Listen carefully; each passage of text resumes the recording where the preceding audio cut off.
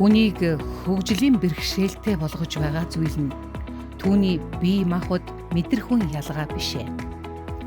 Харин түүнийг оролцуулахгүй, ойлгохгүй, дэмжихгүй байгаа нийгмийн орчин, хандлага, бодлого юм. Харааны, сонсголын, хөдөлгөөний болон бусад ялгаа бол хүний төрөлхийн онцлог. Гэвч хүртээмжгүй сургууль, мэдээлэлд хүрэх боломжгүй үйлчилгээ, ойлголтгүй хандлага, хаалттай ажлын байр нь эдгээр ялгааг саад болгон хувиргадаг.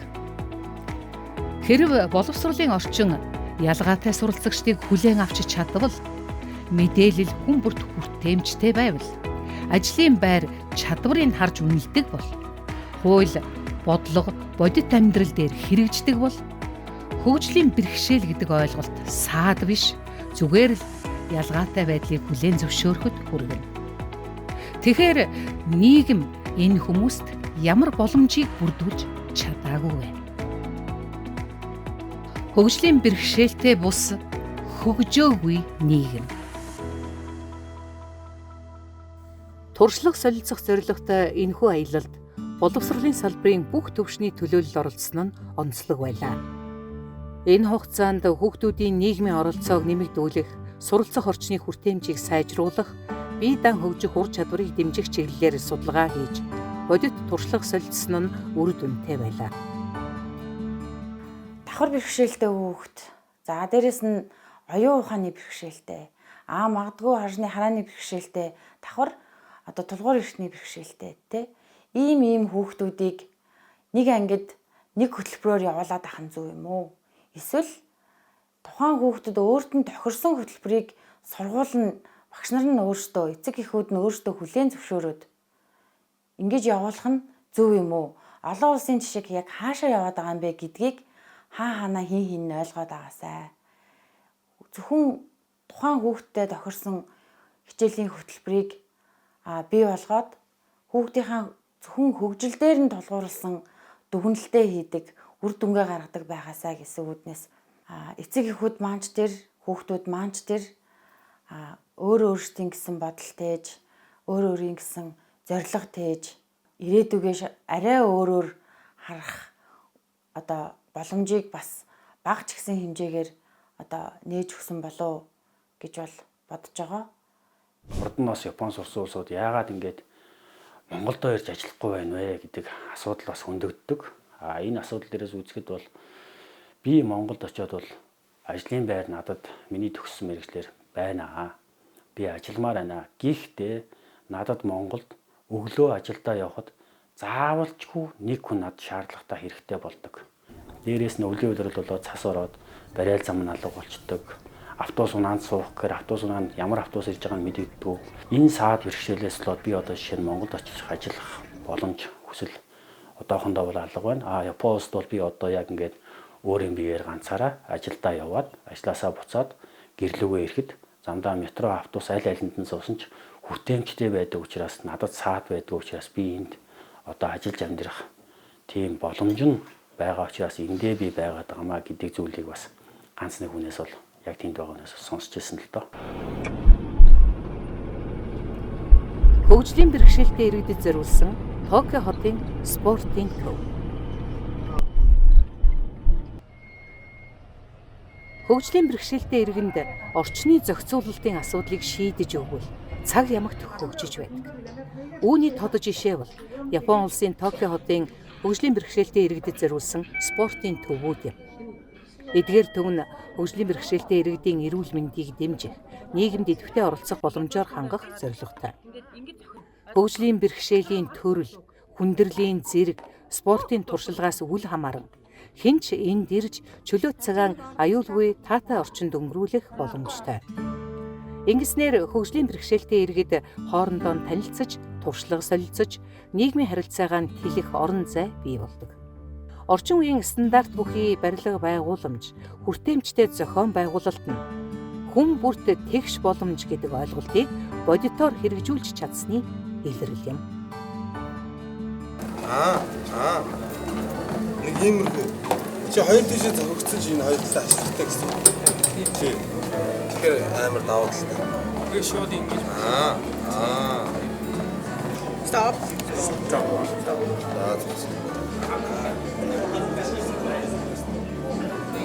Эхлээд бол зүгээр л нэг одоо спортын төв ордон гэж байдаг чинь манай Монголын тэрэн шиг л нэг юм олон залууд л байгаа болов гэж гисэн бодолтой нэг тийм сүртэй хүлээж аваагүй байсан. Гэсэн яг ингээд тулаад очиод үзэхээр бас бидний мэддэгч зүйлүүд байсан, мэддэггүй зүйлүүд ч бас байгаад байгаа байхгүй. Жишээ нь тэр ширээний тенсийг бол яг байдаг гэдгийг мэддэг байсан. Гэхдээ яг бодитоор бол барьж үзээгүй л байх жишээний. Энэ нэг мод байгаа шүү дээ. Энийг ингэж цохол бомбоо цохол гаргаад ингэж. За. Бас гараад яваа.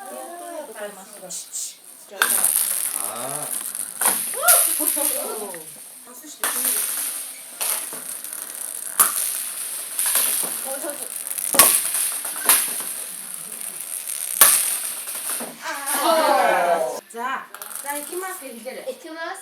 За зөвхөн. Спортын төвд болсон. Брат хүүхдээ тест тоглох нь айгүй гойсон. Нөгөө амар нөгөө бөмбөгөнд дуугардаг тэгээд нөгөө унах аюулгүй ингээд хантай. Спорт ордон дээр бол надад хамгийн түрүүнд усан бассейн байсан. Ийм усан бассейнтай болох юмсан гэдэг бодол хамгийн түрүүнд сургуультай байгуулчихсан гэдэг бодол төрсөн. Тэр усан бассейн бол хөдөлгөөний дутагдалд орхоос урьдчилан сэргийлэх хүүхдүүд маань чөлөөтэй бие дааж явах энэ чадварыг суралцахад бол харааны бэрхшээлтэй хүүхдүүдэд хамгийн нэгдүгээрт хэрэгтэй. Эндээс яг зүгээр шинэ юу юм л софт тэрэгцэртэй үний байлууд юм. Тэрэгэн дээр суугаад энийг ингээд зохихоор ч авчих штэ торон дээр үл. Нөгөө бомбыг зохиход авахгүй шүү. Тэрэгэн дээр тавьсан хэцүү юм. Манай сургууль бол жижигвтер стандарт бус заалтай. За тэгээ эдний одоо хэрэглэл материал бол хүүхдүүдийн хэрэгцээг хангасан ийм хэрэглэл материалтай байна. Гэхдээ Монголд бол энэ Япон хүүхдүүдийн хэрэглэж байгаа хэрэглэл материалууд бол бүгдээрээ байдаг. Хүүхдүүд бас хэрэглэдэг байгаа. Хүүхдүүдийн маань одоо анх удаа тийм зөөлөн дотроо чимээтэй бөмбөг байрж үзэж байна. Ерөнхийдөө шинэлэг байлаа. Мөн ялгаагүй одоо Монгол улсад ийм спорт төвтэй болчвол үнэхээр сайхан л. Тэр байд харвааны номыг би зүгээр ийм нөгөө Монголын үндэсний харвааны ном шиг тийм ном байх юм болов уу гэсэн төсөөлөлтөй байсан чинь юу вэ баг дайнд хэрэгэлдэг ном шахуу тийм урт том ном байж таарсан. Тэгээд бас сонир санагдсан надад яаж тийм хүнд хөвчийг татаад тэгээ харвж байна вэ гэдэг чинь бас чон сони амар их хүч орохоор шиг ингээд хүч шаардахаар юм шиг байгаа хэрнээ ингээд харвахын үзэхээр ийм зүгээр л нэг ийм эсгэрсэн сонин чимээ гараад тэгэл сум нь яваад байгаа байхгүй. Надад тэр л амар сонир санагдсан. Ингээд яаж ингээд явуулаад байгаа болоо гэдэг.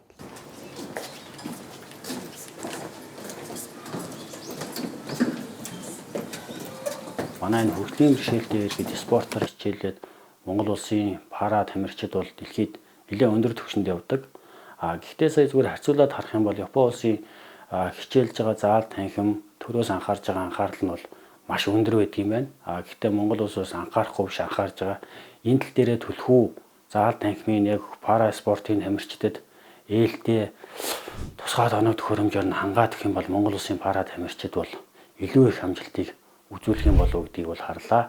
Тэгээ Япон улсын пара жүдогийн холбоотой харилцаа холбоо тогтоогоод санамж жижигэ солилцоо цаашдаа бол хамтарч ажиллах үйл ажиллагаа нэг алхмаар бол урагшсанд бол миний хувьд бол баяртай байна. За пара жүдогийн спорт маань болохоор харааны бэрхшээлтэй улсууд бол хичээлэхэд төхөмтөө. Яагаад гэх юм бол барьцтай барилдааныг эхлүүлдэг. Пара жүдогийн спорт маань хөгжөөд Аз, Тэв болон дэлхийн аварга Олимпиад орсон ийм төрөл байгаа учраас манай залуу тамирчдыг бол хичээлхийг бол миний зүгээс бол уриалж байна. Сая давны өвчтэй охин бид нэр одоо ингээд 12 сарын 4-нд хүний эрхээ өдрөөр бас цуг байлаа. Ингэр дүүрэн медальтай. Жинд нь барилдах хүн байхгүй насанд нь эрэгтэй хүүхдүүдтэй барилддаг. Тэгээд ингээд ингэр дүүр алтан медальтай. Тэгээ чи ямар хүүхдүүдтэй байлтыг олдсонтай нь гэж. Тэгэхээр л одоо хэрвээ тийм төвтэй болчих юм бол спортын төв дээр бас маш олон хүүхдүүд очиж хөгжих боломжтой. Тэгээд нөгөө талд байгаа гэртэй байна гэдэг нь хамгийн хэцүү байдаг. Ганцаардл хамгийн их тэнд байдаг. Бухимдал хамгийн их тэнд байдаг. Нийгэмшээд гараад ирэхлээр хамгийн амар байдаг.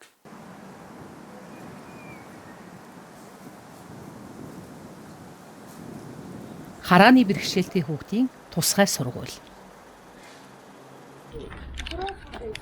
Япон улс тусгай хэрэгцээтэй хүүхэд бүртээ тохирсон боловсролын тогтолцоог эртнээс хөгжүүлж ирсэн орнуудын нэг.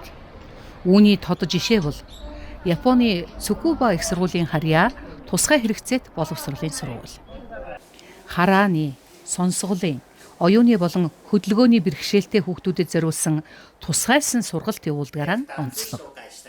Мөн цэцэрлэг, бага дунд ахлах ангийн шаталсан бүтэцтэй бөгөөд хүүхэд бүрийн хэрэгцээ чадварт тохируулсан хувь хүний сургалтын төлөвлөгөөг боловсруулан хэрэгжүүлдэг. Хүүхдүүд заавал ерөнхий эдийн хичээл суuna гэдэг. Гэтэл одоо хөтөлбөрийг хаанаас зохиож өгч байна? Сургалтын хөтөлбөрийг эднийх улсаасаа шууд зохиож өгдөг.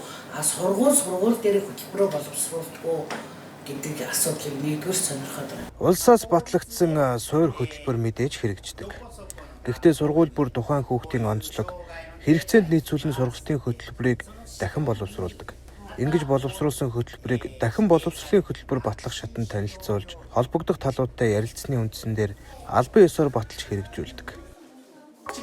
Харааны бэрхшээлтэй хүүхдүүдэд Braille бичиг, чиг баримжаа, тусгай технологи, сонсголын бэрхшээлтэй хүүхдүүдэд хэл яриа, дохионы хэл, харилцааны сургалт. Оюуны болон хөдөлгөөний бэрхшээлтэй хүүхдүүдэд амьдралын дадал, бие даах чадварыг түлхүү хөгжүүлдэг. Мөн зөвхөн академик мэдлэг бус амьдралд хэрэгтэй ур чадвар, нийгэмших, өөрийгөө илэрхийлэх, цаашид мэрэгжил эзэмших суур чадварыг олгох нь сургалтын чухал зорилго юм. Харааны бэрхшээл гэдэг нь гаднаас ирж буй мэдээллийн ойролцоогоор 80%-ийг хараагаараа дамжуулан авч чаддаггүй гэсэн үг юм. Тиймээс яг сурч боловсрох насндаа яваа харааны бэрхшээлтэй хүүхдэд сонсох, тэмтрэх зэрэг бусад мэдрэхүйг илүү идэвхтэй ашиглах шаардлага гардаг. Бид тухайн зүйлийг хүүхдэд бариулж, тэмтрүүлээд ямар байсан талаар нь өөрөөр нь яриулна. Эсвэл сонсуулаад ямар мэдрэмж, ямар бодол төрснийг хэлүүлдэг. Ингэснээр хүүхэд тухайн мэдээллийг үнэхээр зөв ойлгосон эсэхийг мэдэх боломж бүрддэг. Энэ нь харааны бэрхшээлтэй хүүхдийг зөв сургаж, зөв ойлголт олгох хамгийн үр дүнтэй аргуудын нэг юм. Нэг барьж үзээд, тэмтэрж үзээд болчих учраас багшийн одоо нөгөө ачаал ядрах юм зөвлөлөд хүртэл энэ юм ингээд илүү ингээд багш нартаа ч хэрэгтэй, хүүхдүүдтэй ч хэрэгтэй юм болдог. 3D-гээр хийгээд энэ цаасан дээр зүгээр ингээ утсаар ороогоод тогтооцсон байна. Өөртөө бодоод өөртөө одоо материалаараа ингээ хийдэг. Хөгжлийн бэрхшээл гэдэг зүйлийг хойш нь тавьж агаад энэ хүүхдэд заахын тулд багш нарын зүгээс юу хэрэгтэй юм? Багш нар энэ хүүхдэд юу өгж чадаад байгаа юм гэдгийг тодорхой гаргах чухал. Багш нарын чадамж ямар болох вэ гэдэг өнцгөөс нь харахад хүүхдийн чадамж дагаад өөрчлөгдөнө гэдгийг одоо бид нэр маш сайн ойлгосон. Харааны бэрхшээлтэй хүүхдэд химийн хичээлийг заахад хамгийн түрүүнд бид нэг зүйлийг ойлгох ёстой. Хим бол заавал харах хичээл биш. Харин мэдэрч, сонсож, өөрийн гараар туршиж болно. Атом молекулын бүтцийг жижиг бөмбөлгүүдээр холбосон байдлаар хийж хүүхдүүд гараараа тэмтэрнэ. Туршилтын үед багш бүх үйл явцыг маш тодорхой алхамаар үгээр тайлбарлана. Уусмалд бодис нэмэхэд хөөсрөх, дулаан ялгарах, үнэр гарах зэрэг өөрчлөлтийг хүүхдүүд сонсож, мэдэрч, үнэрлэж ойлгож сурна. Ингэснээр өнгө харахгүй ч урвал явагдаж байгааг бүрэн мэдэрч чаддаг. Хамгийн чухал нь химийн хичээлийг амьдралтай холбож заадаг. Ус буцлах, савн тосыг задлж цэвэрлэх, зэврэлт үүсэх зэрэг бодит жишээгээр тайлбарласнаар хим хүүхдэд хол санагдахгүй болдог юм аа. Энэ би нэг жинхнээс ийм хоёртой байна гэснээр бодсонгүй. Мэдээж хараагүй хүмүүсийн хувьд болохоор тэмтрэх мэдрэхүй нь маш чухал. Тэрийг болохоор яг Японд болохоор ингээд цэцэрлэгийн наснаас нь одоо ингээд байг, боль, бохир, заваа гэж хэлэхгүйгээр ингээд бүх одоо юмыг нь тэмтрүүлээд, бариулаад, долоолгоод ингээд үзэж байгаа нь надад бол амар гоё санагцсан. Тэнгүүд Монголд болохоор байг, боль, битгий, бохир, заваа гэдэг ийм шаардлагатай амар их тулгардаг. Сургуулийн орчинд болохоор яг мэдээж тэмтэрч үзнэ. Тэгэхдээ яг гадуур явхад болохоор ингээд энэ нь ийм юм байна, тэр нь тийм юм байна гэдэг яг тийм юу бол үнэхээр тэмтрэх нь ер нь бол ховор шүү дээ. Дэлгүүрт ороод жишээ нь нөгөө бараа мараа ингээд тэмтрэх боломж нь байдаг ч ихсэндээ бас хязгаарлагдсан шүү дээ. Нөгөө энэ ингээд нурах магадлалтай, энэ ингээд унах магадлалтай гэдэг айдсаас болоод. Тий, одоо тэнгууд тэр Японы одоо би яг нөгөө нэг дэлгүүр хисэж байхдаа бас нэг гоё юм анзаарсан юм урдуураа хашлахтай байсан л та нөгөө Японы бараанууд нь ингээд унахаас сэргийлсэн. Тэгээ ингээд ийлж үзээ, тэмтэрч үзэх боломжтой байгаа. Тэнгууд манай супермаркет чи ингээд санаандгүй нэг хайрцагтай юм хөдлөгчөө тэгээ бөөнөр нь нураад ирэх магадлалтай шүү дээ. Их тэр нь их амар гоё санагдсан надад ингээд тэмтэрч үзээд ингээд хурж үзэх боломжтой юм уу? Хөгжлийн бэрхшээл гэдэг нь тухайн хүний асуудал бус нийгэм өөрөө хэрхэн орчныг бүрдүүлж чадсан эсхийн шалгуур гэж ойлгож болно. Нийтийн тээврээс эхлээд гудамж, талбай, үйлчилгээний байгууллага, хоолны газар хүртэл хөгжлийн бэрхшээлтэй иргэд саадгүй зорчиж өөрийн хэрэгцээг бие даан хангах боломжтой байх ёстой. Япон улсад метро галт тэрэг бүр тэрэгцэрт ээлтэй налуу замтай, өргөн хаалга, тактил зам, дуут зарлалтай. Харааны бэрхшээлтэй иргэдэд зориулсан бариул, товчлуур, брайл бичиг нь хаа сайгүй вэ? Энэ бүхэн нь онцгой үйлчилгээ биш, харин хүн бүртэд зориулагдсан энгийн стандарт юм. Зорилттой аяллаа дараагийн зорьсон газар бол амьдралыг илүү хялбар болгох шийдлүүдийг нэг дороос олж болох тусгай номын сан байлаа. Энэхүү номын сангийн дэргэд тусгай хэрэгсэл, туслах технологи худалдаалдаг жижиг дэлгүүрт харааны, сонсголын, хөдөлгөөний бэрхшээлтэй иргэдийн өдөр тутмын хэрэгцээнд зориулсан олон төрлийн бүтээгдэхүүн хэрэгслүүд байдаг. Өөрөөр хэлбэл энэ бол зүгээр нэг дэлгүүр биш, харин зөвлөгөө, дэмжлэгийн цэг юм. Нөгөө нүг сахал тавалдаг Судако гэдэг тоглоом мэдсэн тийм. Тийм тоглоом байна. Иргэлтийн одоо нөгөө өнцгүүдийг ингээд заах юм байна. Шахматыг бол мэдрэхгүй гэж байна. 8 дугаар цагийн хичээл дээр ганцаарчсангийн цагтаа юм байна шүү ч гэдэг юм уу те. Тэрийг ингээд тэмдэглэж болдго юм шүү. Хамгийн том хэр зэрэг том болж байна. Анда чинь харахгүй болохоор мэдэхгүй юм л да. Хэр их том бол бүр дэлгэцээрээ дүүрж гин үү? Дүүрж гин. Дүүрэн том болж гин үү? Гой дураг мураг үзэж болох юм биш тэгвэл те. Тийм. Тэгээ энэ таблет байвал өнгийн салах юм байна, өсөг мөсгөн том жижиг болох юм байна. Харж болохоор байгаа даа тий. Ашиглахыг хэр амархан юм шиг байна энэ. Юу нэг амархан юм байна. Чи ашиглаад сурчуу? Баг сурцаа. Бараг сурцаа. Чи ийм юмтай болмоор л байна уу? Дааж үнтэй. Дааж үнтэй. Тийм ээ нөө. Сая бид нэр Япон явахад 5 сая төгрөгийн компьютер байна шүү дээ. За тэрний 10% одоо тухайн иргэн магадгүй инх мандах өөрөө төлөөд авнаа. 90% нь улс төлнө гэж юм те. За ингээд бодоход яг тусгай хэрэгцээд тэр зүйлийг магадгүй нэг удаа авчихад би бол анх авсан компьютер барайл компьютер одоо 10 хэдэн жил болж байна, ашиглаад явж байна. Нэг чигчээ өрөөний нэг үзүр тасархаа те нэг хүнийг одоо 100% харааны бэрхшээлтэй хүн хоёрыг хоёулангийн нэг эмч үзээд нэг дүгнэлт гаргаад хоёулаа энэ 100% хөдөлмөр одоо эрхлэлтэй алдсан хүн мөн гэд ингээд тодорхойлж байгаа маань өөрөө л алдаатай тогтолцоо болчихж байгаа. Хэрвээ чигчээ өрөөний үзүүр нь хугарсан хүн бол 100% харааны бэрхшээлтэй хүн хоёрын хөдөлмөр эрхлэлтийн чадвар бүр хичнээн өөр байх билээ гэдгийг зөв тодорхойлоод тэгээд тохирсон хүнд нь тохирсон халамжийнхэн тогтолцоог зөв болгоод өгвөл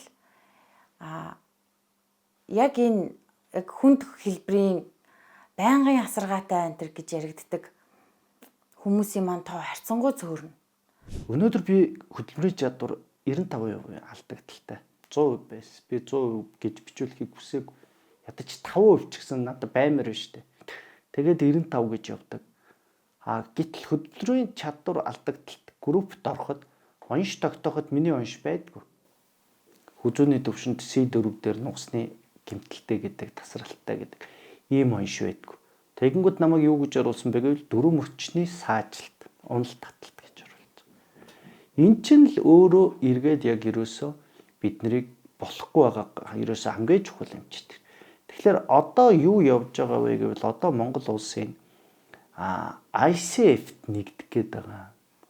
Тэр нь юу вэ гэвэл хөнгөн хэлбэрийн хөдөлмөр эрхлэх боломжтой хөгжлийн бэрхшээлтэй хүн би түр үйлээ шүү. Хөдөлмөр эрхлэх боломжийг нь нийгэмд оролцох боломжийг нь олгож өгөөдөө. Тэр хүмүүст итгэмжээс илүү хөдөлмөрлөх боломж одоо тэр таатай нөхцөлийн бий болгож өгöd. Ажлын байрыг бий болгож өгöd. Хүн хэлбэрийн хөгжлийн бэрхшээлтэй хүн, бүр хэвтэрт байгаа хүн, байнгын асаргаа шаардлагатай хүн. Тэр хүмүүст бол халамжийг нь хангалттай өгье. Харааны бэрхшээлтэй хүүхдийн тусгай сургууль. За өнөөдөр би та бүхэндээ Монгол гэрийн талаар танилцуулах болно. За энэ бол шал, хан, хаалга, дуа, багна, хашира, өн, каке. Японы өмнөх өдөр ээж гэр баригээ тэгэхээр би очиад тэгээд энэ гэрийн тухайн нэг танилцуулга номсоо тэгээд тэр нь бол мэдж авсан. Давхар бэрхшээлтэй хүүхдийн хамгийн дуртай тоглоом нь гинэ. Тэгээ яад юм гэхээр ингээд одоо энэ уудан дотор зүгээр ус ийцэн байгаа юм байна шүү дээ. Тэгээ хоёр талын жимхчиж боочиж. За тэгээд ингээд хөдлөхөөр энэ чинь ингээд дугарж байгаа нэгт. За хоёрт ингээд нөгөө бүх мэдрхүүгийг нь ажиллуулж байгаа юм байна. Ингээд дугарж ийн ингээд сонсчлоо. Ингээд тэмтрээд байна тий. Ус ингээд дотроо хөдлөөд ингээд гаранд ингээд мэдэгдээд байна. За халуун хөөтөн ингээд нүүр мөрөн дээрээ тавьдаг. Хүзүү мүзээр гис дотор мотроо ингээд хийгээд ингээд одоо тоглодог. Тоглоом наа гэж. Юу ийсцэг юм аа? Би төрөлхийн харааны бэрхшээлтэй хүн. Бага ангиасаа эхлээд их сургууль төгсөх хүртлээр харааны бэрхшээлтэй хүүхдийн тусгай сургуульд суралцсан. Сүүлийн жилүүдэд харааны бэрхшээлтэй хүүхдүүд гэрийнхэн ойролцох энгийн сургуульд суралцах боломжийг нээсэн шин тогтолцоо хэрэгжиж, үүний дагуу олон хүүхэд ердийн сургуульд сурах болсон. Гэсэн ч миний хувьд дан харааны бэрхшээлтэй хүүхдийн тусгай сургуульд суралцсан нь илүү давуу талтай байсан гэж үздэг. Учир нь энгийн сургуульд суралцаж байгаа харааны бэрхшээлтэй хүүхдүүдэд барайл бичиг ашиглах боломж хангалтгүй. Ихэнхдээ компьютер ашиглахад дулхуурлаж байна. Мөн тусгай сургуулийн адил орчноо тэмтэрж, танин мэдэх, бие даан хөдөлж сурах дадлыг системтэйгээр олгож чадахгүй байгаа нь ажиглагддаг. Харин хараагүй хүүхдийн тусгай сургуульд суралцах үед зөвхөн тусгай хөтөлбөрөөр сургуульд явагддаг тул бие даах, ганцаараа альва ажлыг хийх чадвар илүү сайн төлөвшдөг.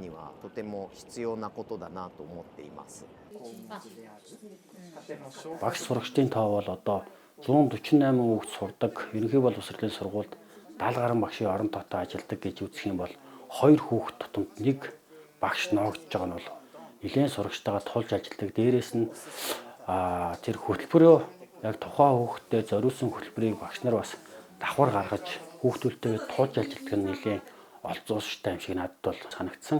Монгол улсын хэмжээнд бол багш бол хүрэлцээ багтаа байгаа гэдгийг бол бид бүгд мэдж байгаа. Тэгвэл Монгол улсын багш одоо тусгай хэрэгцээт боловсролд өгж байгаа багш нараа маань бол өөрсдийнхөө хэмжээнд чадлынхаа хэрээр ажиллаж байгаад бол талархууштай байгаа боловч төр засаг бас энэ багш нарыг орон тоог нь бас олон болгож өгөх юм бол илүү хүүхдүүд маань боловсролоо ол цаашдаа бас хөдөлмөр эрхлэх амьдралд нь хэрэгтэй суур болох юм болов гэж миний зүгээс бол харж байгаа. Бидний нэвтрүүлгийг үзэж байгаа хөгжлийн бэрхшээлтэй хүүхдтэй магадгүй хөгжлийн бэрхшээлтэй том болсон залуутай тий охинтой ийм хүмүүс зөндөө байдаг. Тэгэхээр та хүүхдээ энэ хөгжлийн бэрхшээлтэй юм чинь сурч чадахгүй, энэ тийм юм чинь чадахгүй гэдэг өөртөө бити хан босгооч ээ. Наад хүүхд чинь наад хүн чинь өөрийн гэсэн чадвартай, өөрийн гэсэн зорилготой, тэмүүлэлтэй эргэн хүн байх ёстой байхад таны миний хин нэгний чадахгүй боль гэдэг зүйлээс тэр 2 3 үгнээс шалтгаалаад би даасан иргэн биш. Насан туршдаа халамж хүртэгч зүгээр ийм халамж хүртэгч одоо хүн болж хувираад байна. Тэгэхээр таны ганц 2 үгнээс болоод хүн тэгэж хувираад байгаатай адилхан таны ганц 2 үгнээс болоод магадгүй над хөгжлийн бэрхшээлтэй таны хажууд байгаа хүн чинь эрдэмтэн болох ч байсан юм билүү. Магадгүй мундаг математикч, орчуулагчтэй тийм хүн болох байсныг ч бас үгүйсэхгүй. Тэгэхээр хүний боломжийг одоо өөрсдийнхөө бодож байгаагаар битгий хааж одоо мохоогооч ээл гэж хэлмээр байна да. Киримас. За хэрчлээ. За, квото ва цукатаことあるんですかね? Юу, хотго барьж үзсэн юм уу? 触ったことはあるけど、はい。じゃあこれでここでギュッと押していきますよ. Дараарай. Ингэж хутга ингээд байх. Хутга барьсан энэ юу нөгөө хүүс хоёр нэг төвшөнд байх хэвээр. Хутга хүүс хоёр. で、OK。じゃあこれもっと持っていて何回もこうやって切る練習してみる? За, хийж удаа төсөөрэй энэ дараа. Дараа төсөө дагараа. で、じゃああとはじゃあ今度それができたから左手で人参を押さえて包丁だけで切っていきます。そう。もうちょっと手前。そう。ありがとうございます。ありがとうございました。すごい。Сав хишүүч ингээд аргууд нь ингээд тань тэмдэс нөгөө хэрэгтэй үстэй. Монгол улсаас болж өгвөл одоо Япон улсад бас яг энэ тусгай хэрэгцээд боловсрол за тэгээ бусад мэргэжлүүдээр хэрхэн яаж одоо Монгол улсын оюутан залуучуудыг сургах вэ гэдэг асуудлуудыг одоо хаана бид нэр ярьж явлаа. Тэгээд ер нь бол анх удаач биш Япон руу оюутан сургахаар бол одоо нэлээд олон оюутнууд бол суралцаад яваад ирж байгаа, суралцж байгаа оюутнууд байгаа. Энийгээ улам сайжруулж багш солилцоо гэдгийг дараагийн төвшөнд аваачих зорилготойгоор явсан. За тэгээд энэний үр дүнд одоогийн байдлаар туршлага солилцох багшийг бид нэр ямар ч байсан 3-6 сарын хугацаатаагаар одоо Япон дахь туршлагыг Монголд авчруулъя гэдэг хэлэлцээр түрээд Монголд ирсэн. Хараа сонсгол хөдөлгөөн эсвэл сэтгэхүйн ялгаа нь хүний төрөлхийн онцлог байж болохч түүнийг саадтай болгож байгаа гол хүчин зүйл нь хүртээмжгүй орчин, ойлголтгүй хандлага, бодлогын хэрэгжилтийн сул тал байдаг. Хэрвээ сургууль, нийтийн үйлчилгээ, мэдээлэл, ажлын байр нь хүн бүрт нээлттэй, ялгаатай хэрэгцээг харгалзсан байвал хөгжлийн бэрхшээл гэдэг нь саад бус зүгээр л ялгаа болж хувирна. Хүнийг бус орчныг өөрчилж чадвал хөгжсөн хүн төвтэй нийгэм бий болно.